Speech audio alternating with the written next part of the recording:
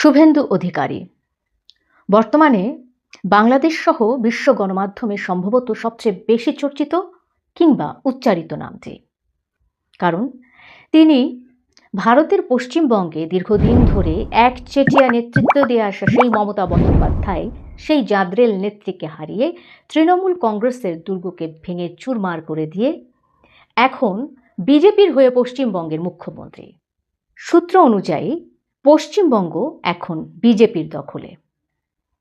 শুভেন্দুর এই পশ্চিমবঙ্গের মুখ্যমন্ত্রী হওয়ার পেছনে বা হওয়ার কারণে বাংলাদেশের রাজনীতিতে কিংবা বাংলাদেশে কোনো প্রভাব পড়বে কিনা, এটাই এখন বাংলাদেশের বিভিন্ন সংবাদ মাধ্যমের গুরুত্বপূর্ণ শিরোনাম।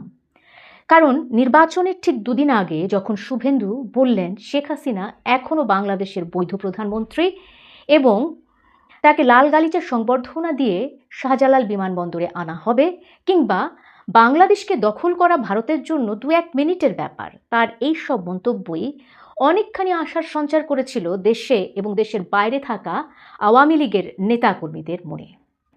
তারা ভেবেছিল হয়তো শুভেন্দুর হাত ধরেই এবার তাদের নেত্রীকে দেশে ফিরিয়ে আনাটা কিছুটা সফল হবে বা পথ কিছুটা সুগম হবে।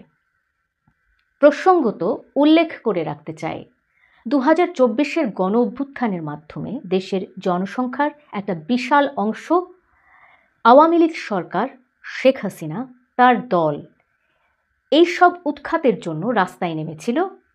1,500-এর বেশি প্রাণ দিয়েছিল মানুষ এবং তারই ফলশ্রুতিতে 5 আগস্ট শেখ হাসিনা সপরিবারে ভারতে গিয়ে আশ্রয় নেন। এখন একটা প্রশ্ন আপনাদের কাছে রেখে যায়, শুভেন্দু অধিকারী কি নরেন্দ্র মোদীর চেয়ে বেশি ক্ষমতাবান বা বেশি প্রভাবশালী, শক্তিশালী? নরেন্দ্র মোদী যে কিনা প্রধানমন্ত্রী ভারতের এবং সাবেক প্রধানমন্ত্রী শেখ হাসিনা তার আশ্রয়ে রয়েছেন এবং ভালোই রয়েছেন, আমরা যেভাবে বিভিন্ন মাধ্যমে খবর পেয়ে থাকি। নরেন্দ্র মোদী কি সে সময় পারতেন 5 আগস্টে আন্তর্জাতিক বিশাল বড় কোনো একটা প্রেশার ক্রিয়েট করে শেখ হাসিনাকে আবারও বাংলাদেশে ফেরত পাঠাতে? যদি পারতেন তাহলে করলেন না কেন? কারণ নরেন্দ্র মোদী এটা যেমন বুঝেছিলেন, শেখ হাসিনাও তেমনই বুঝেছিলেন। শেখ হাসিনার দল আওয়ামী লীগও সেটা খুব ভালো মতোই টের পেয়েছিল যে এই গণঅভ্যুত্থানের মধ্য দিয়ে বাংলাদেশের মানুষ তাদেরকে একটা বার্তা দিতে চাইছে, তাদেরকে একটা লাল কার্ড দেখিয়েছে।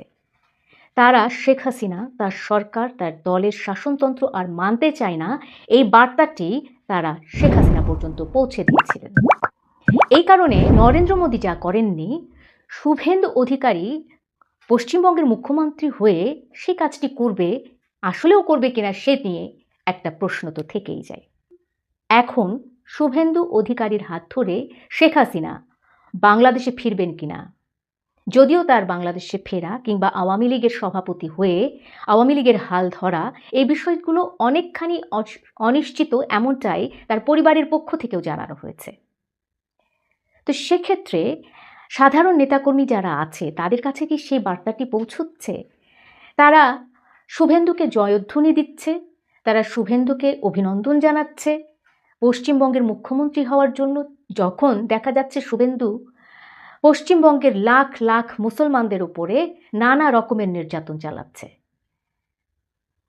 সেই জায়গাতে থেকে শুভেন্দু আসলে তার পূর্ব অবস্থা থেকে বেরিয়ে এসে মুসলমানদের উপর কতটুকু সহনীয় আচরণ করবে সেটাও কিন্তু একটা প্রশ্ন।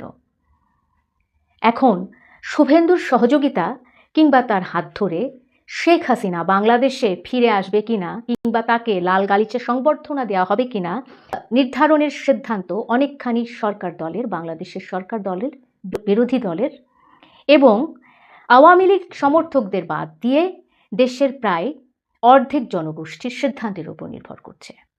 এই বিষয়টি বা এই বাস্তবতা যেমন নরেন্দ্র মোদী বুঝেন, শেখ হাসিনা বুঝেন, তার দলের নেতাকর্মীরাও বুঝেন। সুতরাং শুভেন্দুর এই মুখ্যমন্ত্রী হওয়াতে যারা উচ্ছ্বসিত হচ্ছেন, তাকে বাহবা দিচ্ছেন, তাকে জয়ধ্বনি করছেন, অভিনন্দন জানাচ্ছেন, তারা আসলে অন্য একটা ক্ষেত্রে, সেটি হলো শুভেন্দু আর কিছু পারুক আর না পারুক, যেহেতু পার্শ্ববর্তী দেশ বা পার্শ্ববর্তী অংশ হওয়ার কারণে পশ্চিমবঙ্গে সাম্প্রদায়িক উগ্রতা তিনি এত বেশি উগরে দিতে পারবেন, যার একটা বাজে প্রভাব বা নেতিবাচক প্রভাব বাংলাদেশের ভেতরে পড়বে।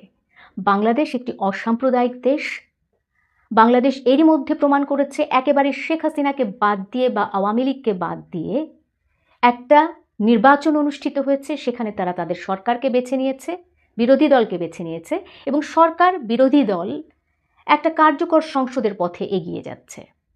সুতরাং সেখানে শেখ হাসিনার ফিরে আসা কিংবা আওয়ামী লীগের আবারও সেই জায়গাতে ফিরে যাওয়া কত সময়ের ব্যাপার, এটা আসলে প্রশ্নের অতীত। সুতরাং শুভেন্দু অধিকারী যেমনটা বলেছেন যে শেখ হাসিনা বৈধ প্রধানমন্ত্রী এবং তাকে লাল গালিচা সংবর্ধনা দেওয়া হবে, এই দায়িত্ব যদি তিনি নিতে চান এটি তার সদিচ্ছার উপর ডিপেন্ড করছে এবং সময়ই বলে দিবে এ বিষয়ে তিনি কতটা আন্তরিক থাকবেন। সবাইকে ধন্যবাদ।